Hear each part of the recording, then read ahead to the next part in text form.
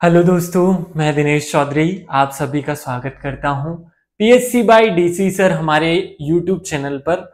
इस चैनल पर हम निशुल्क शिक्षा आप सभी को उपलब्ध करा रहे हैं। इस क्रम में अब हमने सोशियोलॉजी को पढ़ा मुख्य परीक्षा के लिए। सोशियोलॉजी का जो सबसे अंतिम टॉपिक है उसे हमने दो भागों में बांट लिया था। धर्म का और संप्रदाय का समाज पर प्रभाव, धर्म और संप्रदाय का विवाह पर प्रभाव। धर्म संप्रदाय का समाज पर भी प्रभाव हम लास्ट टॉपिक में पढ़ चुके हैं लेक्चर में। आज हम विवाह पर धर्म का और संप्रदाय का क्या प्रभाव पड़ा उस पर देखने वाले हैं। चलिए शुरू करते हैं। सबसे पहले भगवान श्री गणेश का नाम लेकर श्री गणेशाय नमः बोलते हुए और मेरे शिक्षक सुरेश पटेल सर को याद करते हुए हम मूल टॉपिक पे आ जाते हैं। इस सिलेबस पर थोड़ा फोकस कीजिए। ये टॉपिक मुझे अलग इसलिए करना पड़ा क्योंकि मैंने देखा कि जितने भी अधिकांश लोगों ने इस टॉपिक के नोट्स उपलब्ध कराए हैं या नोट्स अभी तक मार्केट में हैं, उन सब में ये टॉपिक गलत तरीके से प्रेजेंट किया गया है। यहां लिखा हुआ है समाज और विवाह पर धर्म और संप्रदाय का प्रभाव। खैर ये बात उल्टी है, ऐसा होना नहीं चाहिए, लेकिन फिर भी अब क्योंकि सिलेबस में लिखा हुआ है कि समाज पर धर्म का क्या प्रभाव है तो हमें वो देखना पड़ेगा। और सेम टॉपिक है कि विवाह पर धर्म और संप्रदाय का क्या प्रभाव है, संप्रदाय ने धर्म ने विवाह में क्या परिवर्तन किए, क्या प्रभाव डाल लिए, वो दिखना है। तो उसी पर फोकस करना है। ये नोट्स के रूप में जितने भी नोट्स आज की तारीख में मार्केट में प्रचलन में, सब में गलत तरीके से प्रेजेंट किया गया है, गलत तरीके से उसे व्याख्या कर ली गई है। हम इसे थोड़ा सा समझें। विवाह नाम की जो व्यवस्था है, विवाह नाम की जो संस्था है, जो स्त्री और पुरुष को के यौन संबंधों को मान्यता देते हुए समाज सम्मत, समाज स्वीकृत एक पद्धति बनाई गई है, उसे हम विवाह कहते हैं। इस पर किसी धर्म, हिंदू धर्म ने क्या चेंजेस लाए, इस्लाम धर्म ने क्या चेंजेस लाए, ईसाई धर्म ने क्या चेंजेस लाए, या हम बौद्ध और जैन की बात नहीं करेंगे क्योंकि बौद्ध और जैन धर्म ने विवाह पर फोकस ही नहीं किया, वे संन्यास पर फोकस करते थे, इसलिए उनका कोई प्रभाव विवाह पर पड़ा ही नहीं। तो हम मूल रूप से विवाह पर धर्म और संप्रदाय का क्या प्रभाव है उसे देखते हैं। पहले दो लाइन में थोड़ा सा एक पारिभाषिक रूप में हम समझ लेते हैं ताकि आपके पास भूमिका लिखने के लिए अच्छे शब्द हों कि विवाह होता क्या है। विवाह जो है वो महिलाओं और पुरुषों को पारिवारिक जीवन में प्रवेश कराने वाली संस्था है। क्या है ये? विवाह स्त्री और पुरुष को पारिवारिक जीवन में प्रवेश कराने की संस्था है। इस संस्था द्वारा मानव यौन संबंधों का नियमन किया जाता है और उसे ही विवाह की संज्ञा दे दी जाती है। विवाह एक प्रजनन मूलक परिवार की स्थापना की समाज स्वीकृत विधि है। ये शब्द मैं आप लोगों को इनडायरेक्टली प्रोवाइड कराना चाहता था, बहुत अच्छे अच्छे शब्द हैं। विवाह एक प्रजनन मूलक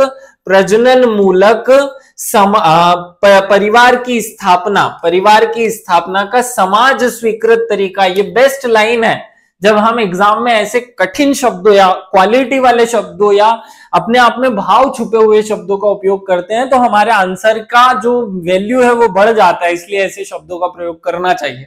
और आगे देखते हैं, ऐसे ही एक दो लाइन और देख लेते हैं। विवाह महिला पुरुष का एक ऐसा योग है जिसमें महिलाओं से जन्मा बच्चा माता पिता की वैध संतान माना जाता है। विवाह समाज एवं कानून द्वारा मान्यता प्राप्त पद्धति है जिसके द्वारा महिला पुरुष परिवार की स्थापना करते हैं तथा पारिवारिक जीवन प्रारंभ करते हैं, यौन इच्छाओं की पूर्ति करते हैं, संतान उत्पत्ति करते हैं, बच्चों का पालन पोषण सामाजिकरण करते हैं। ये सब करने के लिए समाज ने खुद के लिए जो एक संस्था बनाई उसे हम विवाह कहते हैं। और अलग शब्दों में देख लेते हैं, विवाह द्वारा ही पति पत्नी और संतानों में पारस्परिक सामाजिक आर्थिक कानूनी अधिकार तथा कर्तव्यों की व्यवस्था होती है। अगर आप बहुत शॉर्ट एंड स्वीट लिखना चाहते हैं तो इसे ऐसे लिखिएगा जैसे यहां लिखा हुआ है। बहुत कॉमन, बहुत अच्छे शब्दों में इसे प्रेजेंट कर दिया गया।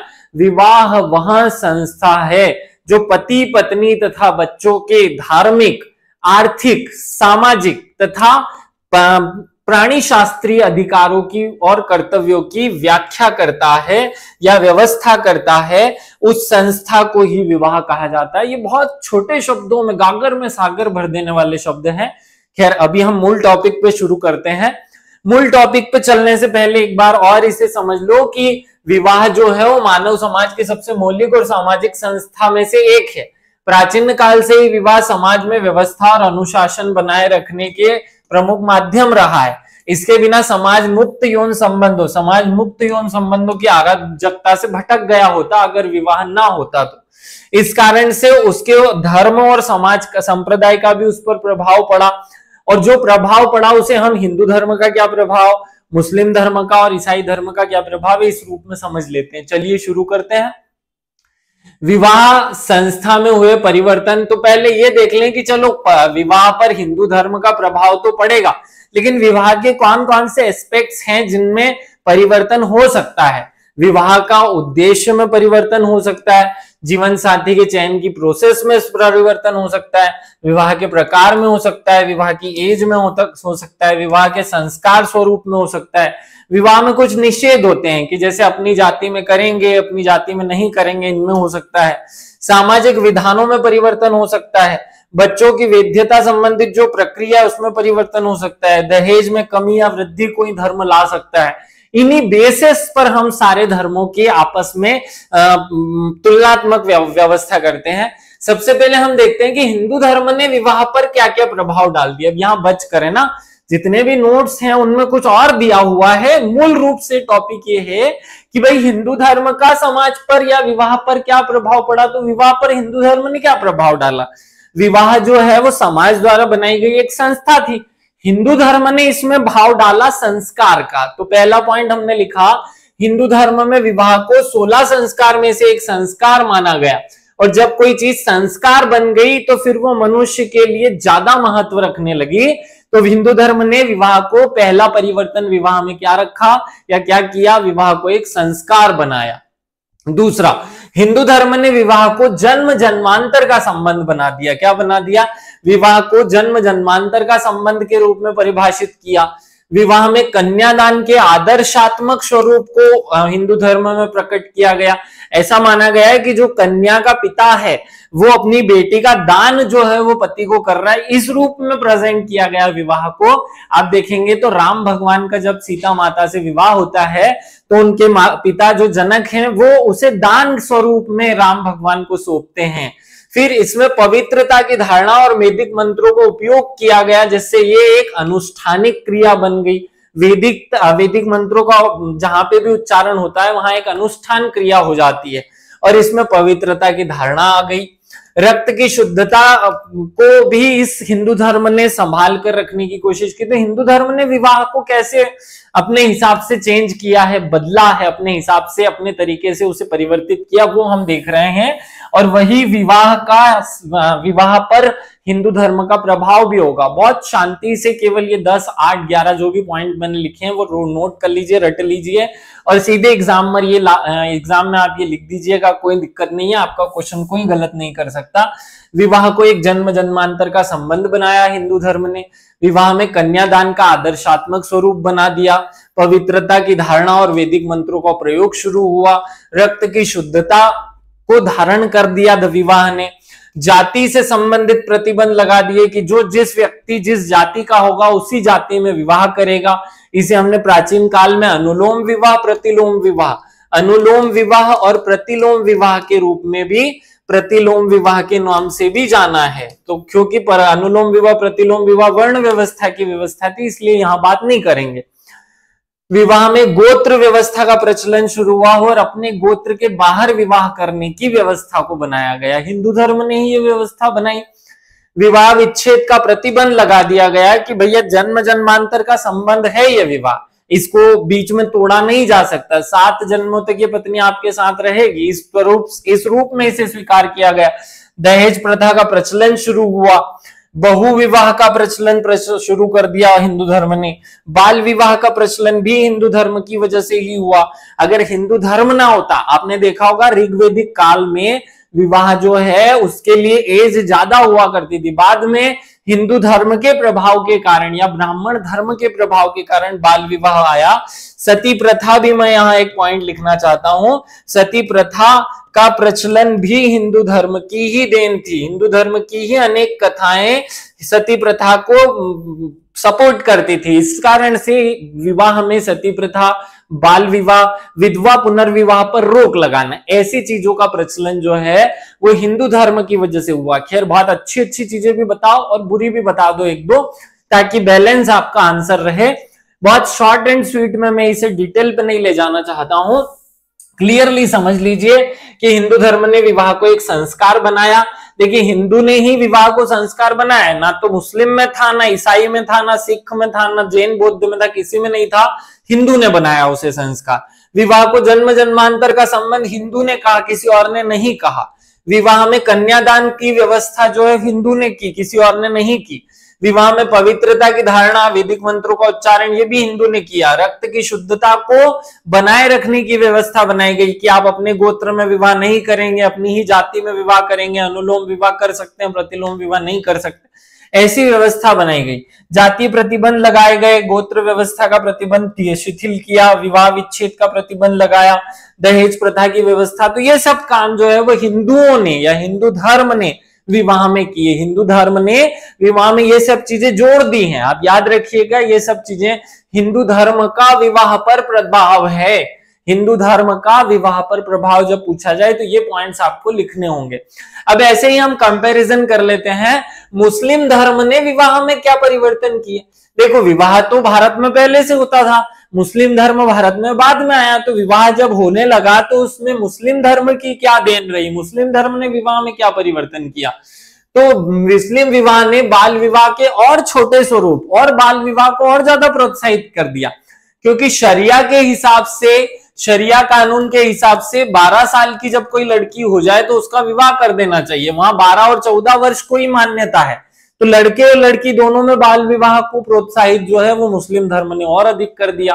फिर उन्होंने साथ में किया, क्योंकि मुस्लिम धर्म में 4 विवाह का विवाह को मान्यता थी, या एक पुरुष जो है वो 4 महिलाओं से शादी कर सकता था, जिससे क्या हुआ, बहुविवाह का प्रचलन शुरू हो गया पूरे भारत में। तो विवाह पर मुस्लिम धर्म का दूसरा प्रभाव है बहुविवाह का प्रचलन।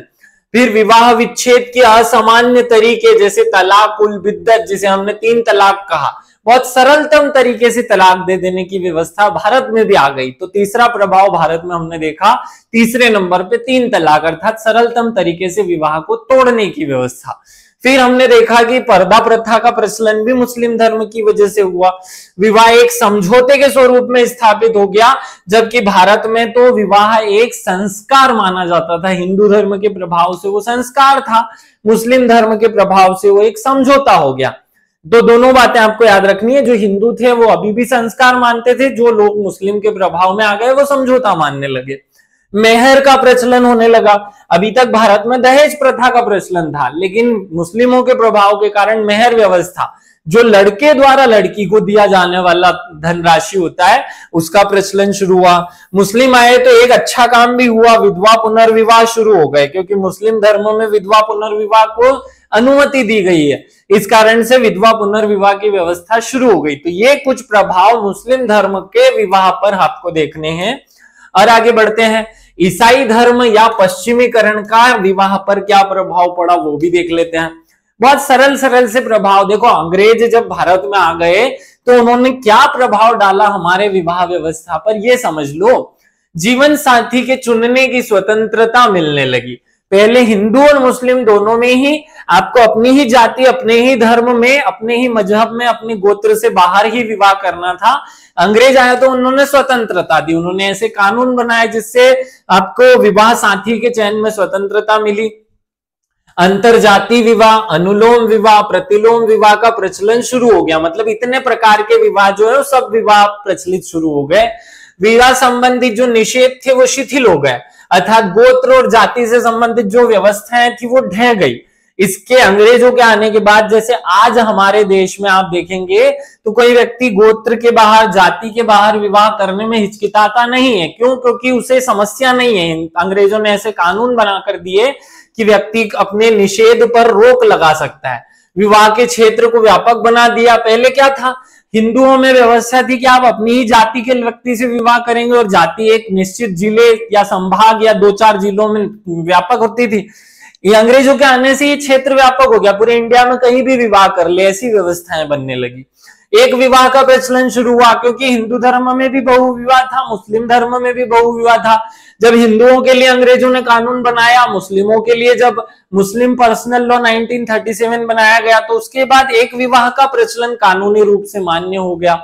बाल विवाह पर अंग्रेजों ने पहले ही रोक लगा दी थी। खैर, इस पर रोक भारतीय जो मनीषी रहे हैं, राजा राम मोहन राय, दयानंद सरस्वती, विद्यासागर जी, इन्होंने रोक लगाई, तो अंग्रेजों ने उनकी मदद की और इस काम को और बढ़ चढ़कर किया, तो बाल विवाह रुक गया।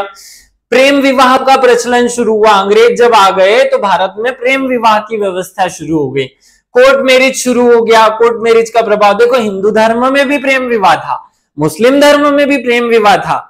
हीर रांझा आप सुनते हैं, वो मुस्लिम धर्म के ही उदाहरण है, लेकिन वो गिने चुने उदाहरण थे। लेकिन जब अंग्रेज आए तो उन्होंने कानूनी मान्यता देकर के प्रेम विवाह को और बढ़ावा दिया, ये कहा जा रहा है। साथ में हमने कहा कोर्ट मैरिज की शुरुआत हो गई, लिव इन रिलेशनशिप की शुरुआत हो गई, विवाह विच्छेद में वृद्धि हो गई, तलाक देने की, क्योंकि कोर्ट नाम की एक संस्था बन गई जो तलाक दिलवा सकती थी, तो कोर्ट तलाक दिलाने लगी, जिसे तलाक में वृद्धि हुई। विवाह का जो धार्मिक स्वरूप था वो समाप्त हो गया। अभी तक विवाह क्या था, एक संस्कार था, या फिर मुस्लिमों के लिए एक समझौता था, लेकिन क्या था, वो काजी की उपस्थिति में 3 लोग कुबूले करेंगे, मतलब 3 बार कुबूले करेंगे।